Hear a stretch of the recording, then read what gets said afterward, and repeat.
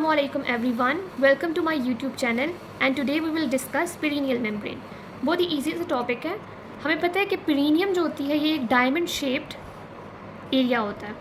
सो इसके अगर और हम लोगों ने ये देखा था कि यहाँ पे एक लाइन होती है जो इसको दो ट्रायंगुलर पार्ट्स में डिवाइड करती है और पेरिनियल मेम्ब्रेन बेसिकली हमारे पास इस एरिया के अंदर प्रेजेंट होती है। और यहाँ पे इस एरिया में मेल्स के केस में एक ओपनिंग और फीमेल्स के केस में दो ओपनिंग्स होती हैं, जिसको हम लोग यूरोजेनिटल ट्रायंगल कहते हैं। सो अब अगर हम देखें पेरिनियल मेम्ब्रेन को, तो पेरिनियल मेम्ब्रेन की बाउंड्रीज़ क्या हैं? आगे वाली तरफ ये एंटीरियर व्यू है और ये पोस्टीरियर है। तो एंटीरियरली यहाँ पे प्यूबिक सिम्फिसिस प्रेजेंट होती है, प्यूबिक बोन। तो यहाँ पे प्यूबिक सिम्फिसिस के साथ इधर एक लिगामेंट होता है जिसको हम लोग कहते हैं आर्कुएट लिगामेंट।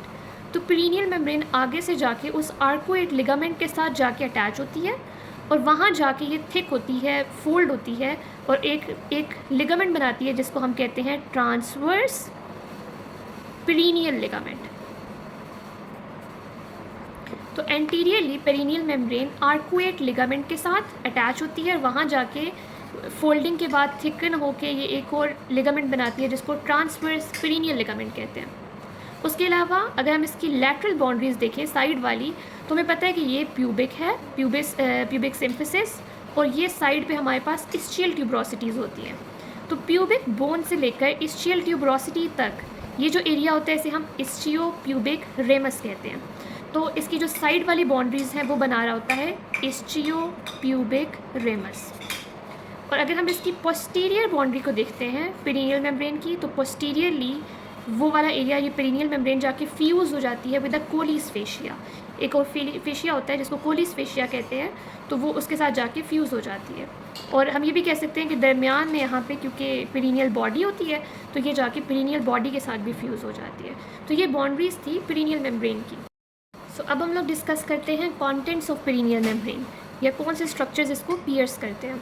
तो इसको हम लोग याद रखेंगे विद 3D UMA, और फीमेल्स के केस में यहाँ पे 2D UMA। बाकी सब सेम होगा लेकिन एक D नहीं होगा।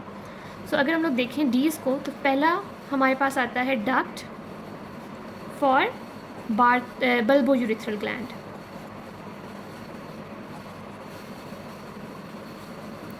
सेकेंड, ये फर्स्ट D है, तो सेकेंड D है हमारे पास, वो है deep and dorsal nerve of पीनस।